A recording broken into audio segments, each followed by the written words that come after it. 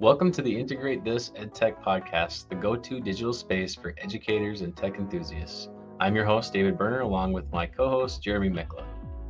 Last week, we gave you an overview of the fantastic features for teachers in the SchoolAI program. Today, we want to give you a look into the student side of SchoolAI, and we'll include how a teacher invites students into their AI spaces, how a student interacts within those spaces, and how teachers can monitor student use. Is it time? Damn it. Last week, we gave you an overview of the fantastic features for students in the SchoolAI program. Today, we want to dive into how a... Damn it. That changes because this... Okay. There we go. Maybe that's what it was. Last week, we gave you an overview of the fantastic features for teachers in the SchoolAI program. Today, we want to give you a look into the student side of SchoolAI, including how a teacher invites students into their AI spaces, how students interact in the spaces, and how teachers can monitor students' use. It's time for school to start. Grab your backpack and join us as we explore this all-in-one AI platform for your classroom. And as always, you can find more of our content on our Integrate This YouTube page. We love hearing about any tips you'd like to share with us and others, so please leave them in the comments below. And don't forget to connect with us by subscribing, liking our videos, and following at Integrate This on X and Instagram. All right, let's get started here today. Once again, I'm picking up here as I have already logged into my SchoolAI account, and the dashboard is what you're seeing here once you first get there. So now that I'm into SchoolAI and I'm ready to start having my students begin to use AI, I think it's also important to point out here too that when a student is going to log into your spaces here, that they're doing so without putting any sort of student data into it. So no login and other personal identifiable information. So in that way, SchoolAI is attempting to remain compliant with the standards of student data privacy. But again, you should check with your tech coordinators and administrators within your building to make sure that this is something that they are supportive of you doing with your students, which in all honesty, both of us think that they should be. But we don't exist in all of your situations and you do. And so you need to navigate those waters as well. So one of the things that I'm going to be able to do here is I'm going to go into the Spaces tab that you find on the top of the screen. And here are some of the recent ones that I had put out there, including one with Women's History Month in March. We looked at one from the Discover section that we perhaps wanted to try with our students. So maybe I'm ready to dive into this particular one. And I'm going to create this space by clicking on it there. And you're going to see it brings up a space code. So this is where if I were sharing this out to my students, I could copy this code and I would share it out perhaps through my LMS. If you're in more of an environment where students are using tablets perhaps and they have access to a camera, they could scan this QR code, which would also invite them to join this particular space. So it's at this point here, we're going to flip it over to David, and David is going to show us from the student side how he's going to access this particular space. I'm gonna launch off into Jeremy's space. SchoolAI likes to use the space theme. Like Jeremy said, he basically just pulled up the space code there for that women's was it Inventors or Innovators or? Yep. And so for that particular space, I can join that as a student.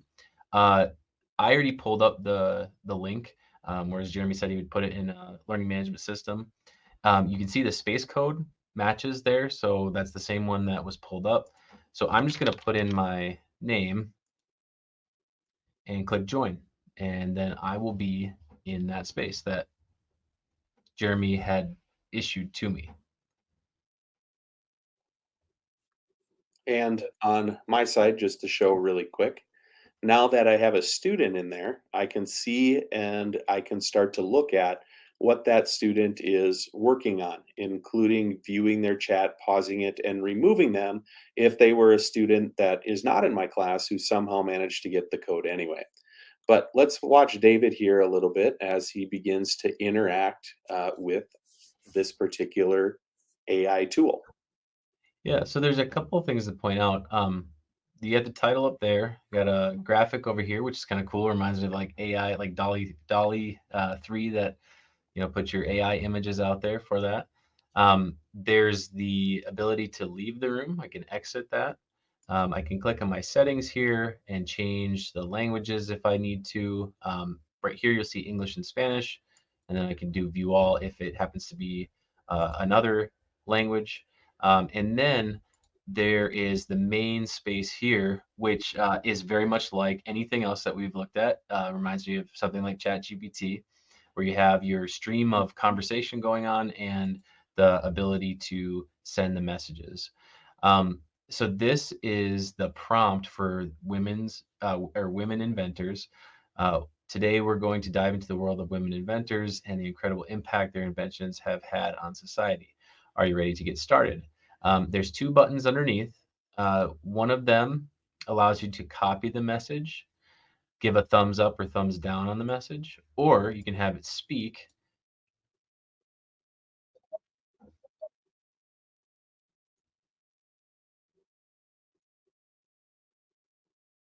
It might be difficult for people to hear that are watching, but you can confirm for us that it speaks what's on your screen. Yeah, so it was going through it. Hopefully it sounds okay on the viewer's end, but I really like that feature because if you have a student that needs to have it read to them, it's just right there. I mean, it's built into the space that the student is working in, and that's great. And then likewise, you can have them speak whatever they want to ask as well. I could certainly put in here, how do I begin to learn about this topic? Okay, and just for the sake of this, I could hit enter, but I do want to just show.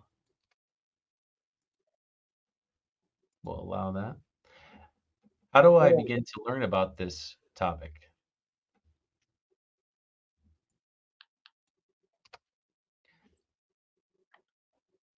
And it didn't pick it up exactly the way I wanted. I think maybe I didn't speak very clearly.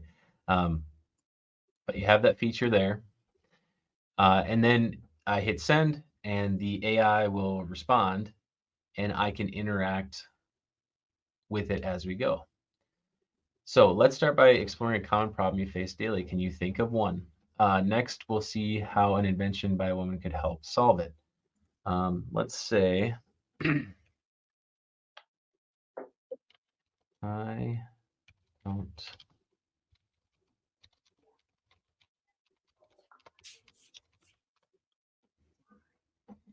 We're going to try that and see what we can come up with here.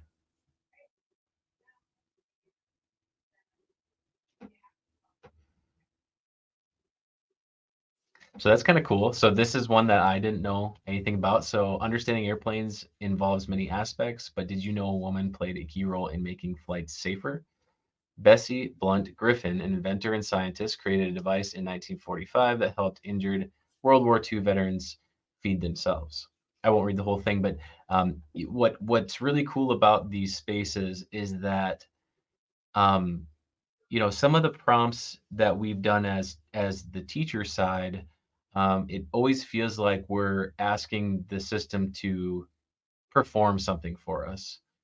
And these spaces, they act more like a conversation. And what I like is that it will probe the student with to get them thinking or get them started, and they'll ask their question, and then it'll give them an answer to that question the best that it can, but then it will follow up. And so the second half here, you can kind of see, fascinating, isn't it? Would you like to learn about more women who made significant contributions to science and technology? So you just continue the conversation there. And so if Jeremy on his side as the teacher, if he's like, Hey, we're going to go into the women inventors section here, and we're going to take about 15 minutes to have a conversation and see what kind of information we can generate based on each individual student's interactions with the system. So, pretty cool stuff.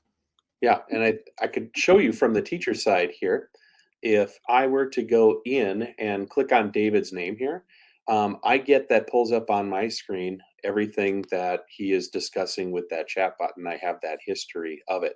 And also from here, I can, as we showed before, I can pause him or I can kick him out if I think that he is not engaging appropriately with the chat bot. So really kind of cool. And as a teacher, like I think David was saying too, if you see like all of a sudden 10 of your students are asking about airplanes and what role women had with the invention of things to make airplanes safer, that would be a spot where I would like, hey, I know something now that my students are interested in. Let's use that as a chance to engage them into some deeper learning as well. Yeah, and So, that's something that I would definitely do as a teacher. As students were going through this, I would definitely have my side open and be looking at responses so that I could be thinking of like, probing questions once that 15 minutes is up and how are we going to discuss this? Or I saw, student A, you were looking at this uh, Bessie Griffin, mhm. what did you learn? That type of thing. So, Right. Great way to get a discussion going about different things and bringing together stuff that students had all learned as well. Okay.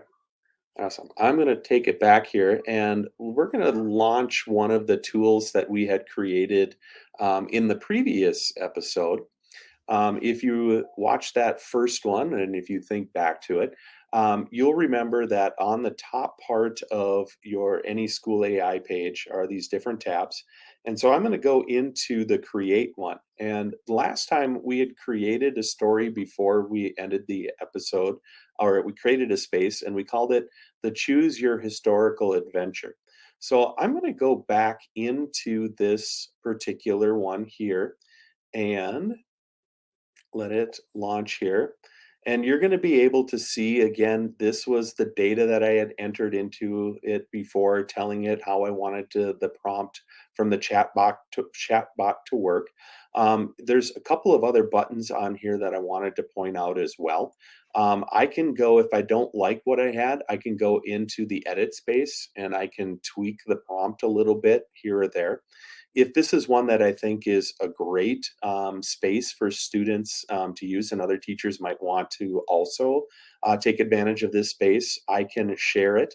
And I can also put it into my favorites. And you can see it comes up there so that I'll be able to find it more quickly again. Thinking like David's world history outline and lesson plans that he was using last time, this might be a good way to also add a space for students. And each different time period of history, you could do something similar for students to be able to feel like they are kind of diving right into that era of history.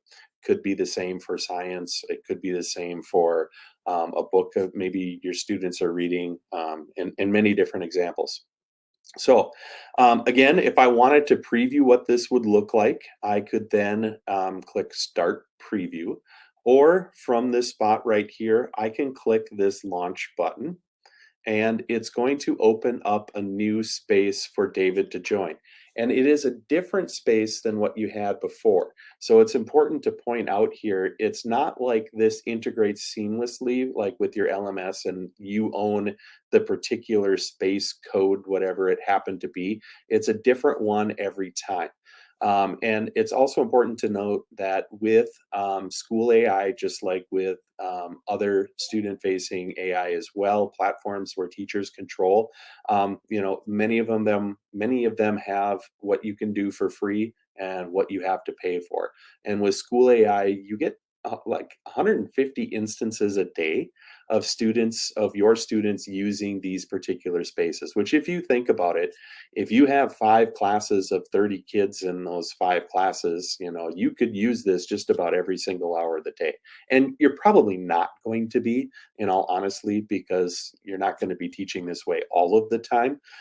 You might have a couple of your classes use it one day and a couple the next, and it would spread out those instances pretty well without you having to pay for it.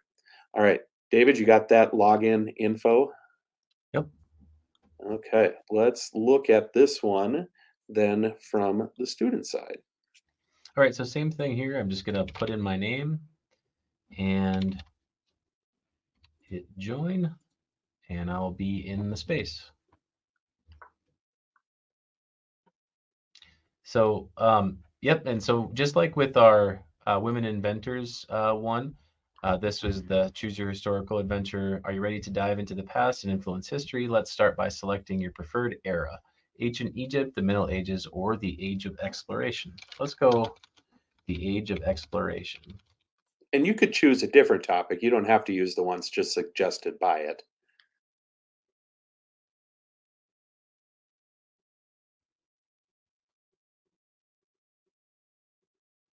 All right. I actually like these that Jeremy does because these are cool. It's like the where I get to choose which way we go. So this one is saying you're a navigator aboard a small Spanish caravel in the early 16th century. Your captain has just revealed plans to find a new trade route to the Indies, but there's a decision to make. Will you suggest sailing east towards the route known routes around Africa, or propose a daring adventure west into the unknown seas? Well, I think this we'll go the safe route here. We're gonna go east.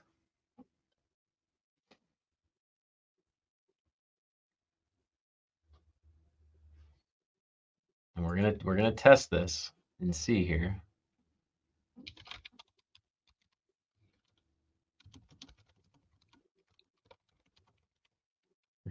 See what this produces for us. I said, wait, I want to go west instead. This is a good test for this. We're gonna see it's thinking. Changing course. You've convinced the captain to take the bold step westward into uncharted waters. Okay, so that was a good That's good good. It step. adapted kind of on the fly and started to recreate the story. That's kind of Yep. cool. Yeah. So but and then it says this one was prepping. How do we prep for that sailing eastward? And then this one, though, it kind of assumes I changed course and then just assumed the decision had already been made for that part. And it gets me right into we're on the ocean and there's a new decision that has to be made. So, do I navigate through the storm or seek shelter? We're going straight ahead. We're going to see what happens.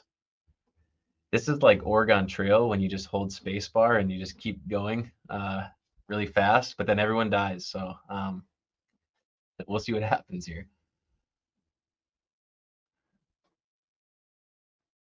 This bold decision has saved you time and may have put you ahead of any rivals. I made it. We made it. In the calm after the storm, you spot a landmass on the horizon.